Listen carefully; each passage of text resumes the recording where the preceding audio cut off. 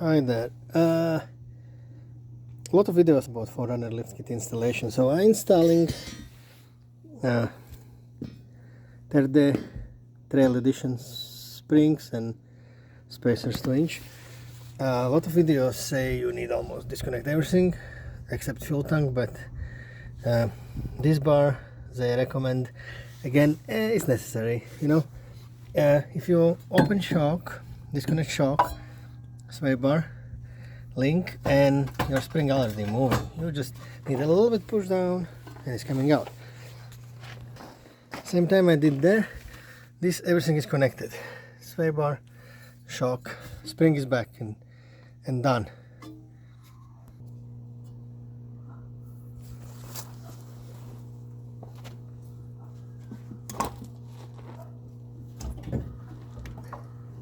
Ta-da!